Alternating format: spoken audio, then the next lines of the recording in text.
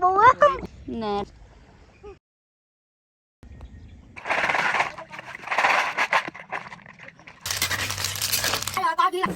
Trong được con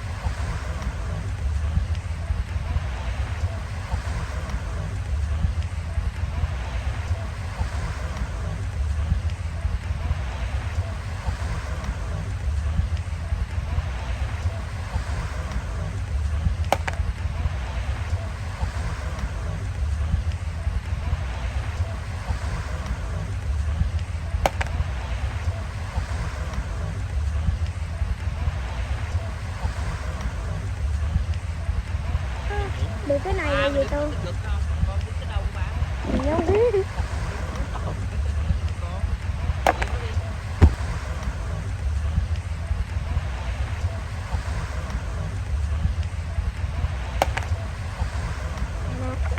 Đây nè thấy không đó.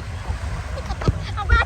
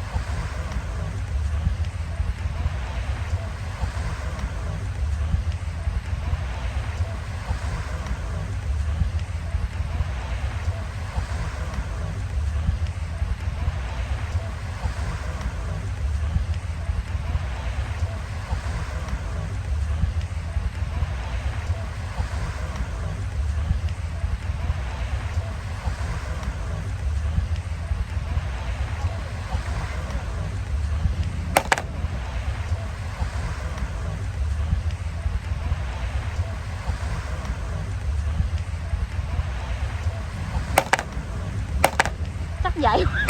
Con không có đổ. Vậy hả? Ở đây nữa nè. Xài mà 1 năm mấy lần? Bồn nước rồi. Ai xài được 1 năm mấy lần mà hai nói nó bền. Vậy hả? Vậy thì cũng vậy hả? Chuột cắn nữa. Lặn xuống lấy cái tay sốc nè. Con Cái video này phải má con nữa.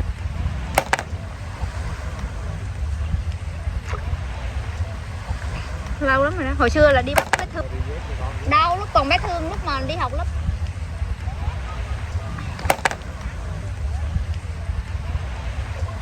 Thôi con đi một mình nha.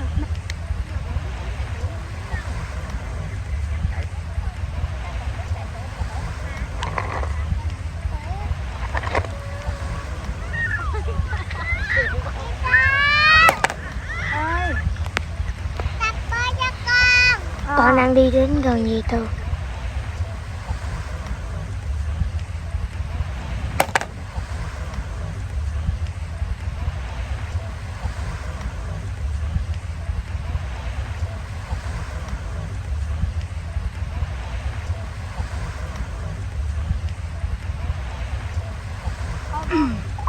Để hai cái chân lên đi luôn đi.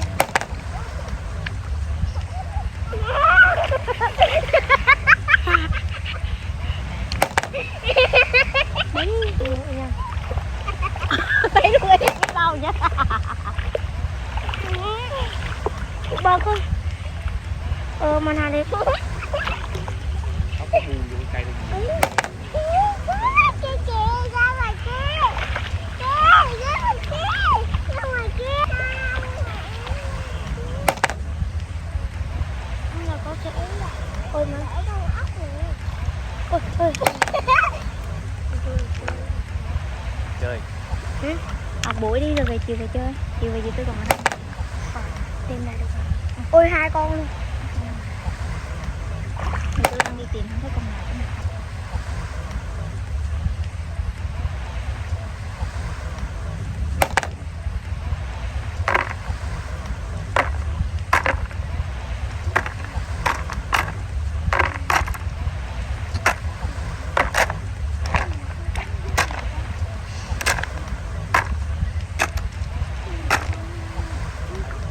Giờ ăn dơ lắm ý. Mai tại vì rồi cách ăn.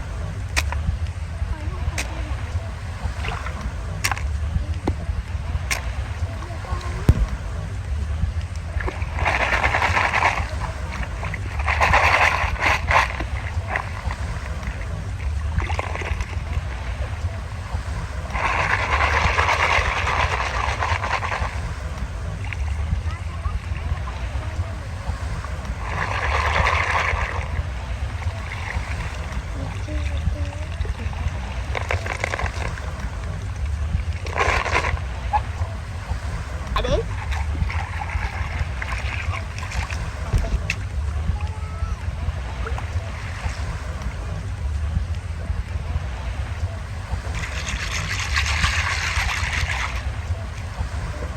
Vậy hả?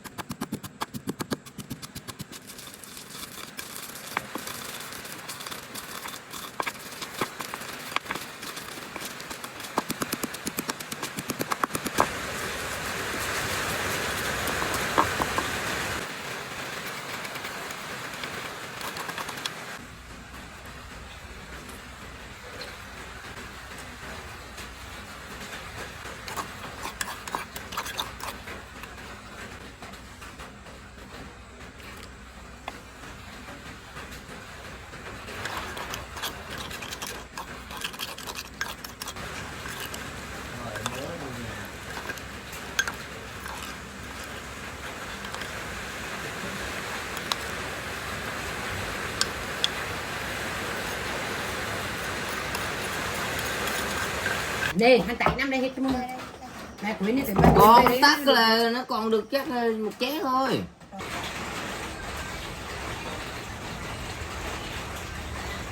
Quên chứ, cái nồi máy không đi luôn nữa. mà dặm lại đó cái chính á. Đứa nó đủ mà loạn quá toàn nát đấy. Để nó đi rồi ạ. Quên chứ, cái nồi máy không đi luôn nữa. mà dặm lại đó cái chính á. Để thêm mấy con hố.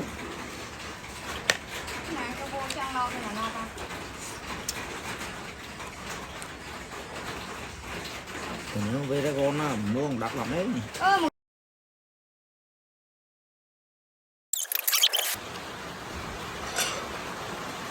Ok mặn á. Được rồi. Sầu riêng mai mới cùi nha. Ừ. Nó mùi đó nha. Chứ tối nay ăn tùm lum lưa rồi cua làm gì cả. Sầu riêng thái không phải rụng. Con nó là Hôm qua quay rồi mà. không có đủ. Nghe cái tiếng cọc cọc Cái này nước ngoài mà chưa có. làm có. Có chứ. Không có đâu, nước ngoài nó biết ăn ốc đâu. Quay video ngắn á. Ngắn chi. Ốc này thấy lạ lắm. Việt Nam mà ăn là chỉ cái hột chí mà. Hôm bữa quay bắt rồi đó. Rồi quay ăn nữa. Hột chí không biết cái hột chí. Đâu, gì còn quay cái video đi hái rau này kia để xào các thứ chuyên nghiệp lắm. Chuyên nghiệp hả? Hái rau ở đâu xào? Ăn phải lệ đấy nè, lệ là phải xoắn ra đấy nè. Xoắn theo con ốc đó.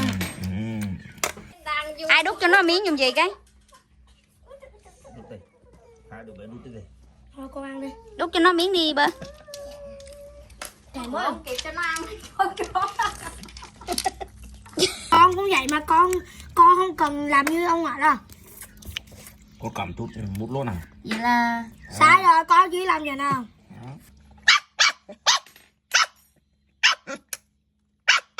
cho nó ăn. Có ốc bộ đi. Rồi con cái đó không ăn nữa nha, không có bỏ miệng con nha. Bút tao Ôi này, ăn như tao thiệt luôn, ngon lành luôn. Xin thêm. Xin thêm nữa đi. Nè. Hôm ngoài mày lẻ không kịp kìa mày ăn. Nè. có Nè, gì mà đút cái cho nó chỗ miếng. ăn Lấy cái tay ra cô sóc, đút cho nó miếng. Ô ghiền rồi. Rồi. Nghe mẹ. Anh Kỳ này ảnh sốc. Không biết, không thấy cái con sữa nào hả? Con thấy. Nó đòi ăn mà nó làm thấy ghê vậy đó. Con thấy cả trăm Ê bơ lần. dâu ơi, con đừng đập chó dâu. Con thấy cả trăm lần rồi. Kỳ qua đây chị nè. Kỳ nó đi xin ăn nè, Kỳ nó đang đi xin ăn nè. Cho nó cái vỏ nó nhai á. Nó không nghe được đâu. Nó ăn không bơ? Nó ăn thịt nữa. Ghê vậy. Thèm hả? Con này như chưa chín rồi. Hai quay zoom vô con ốc á hai. Đã quay short phải quay gần. Để coi cái cách ba mở á. Rồi hãy tắt âm thanh đi. Đó. Rồi đưa gần cái miệng ba, nhờ ba nhai to to lên tí nữa. Đừng có cái miệng. Chép lên như thế này. Kỳ là kỳ.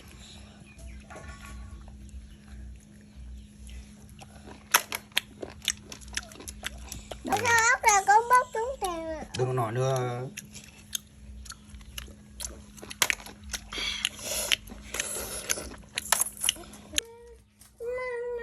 Dâu. Cho đút lại. Má nhai. Đút đi. Nó ăn cái tăm luôn kìa.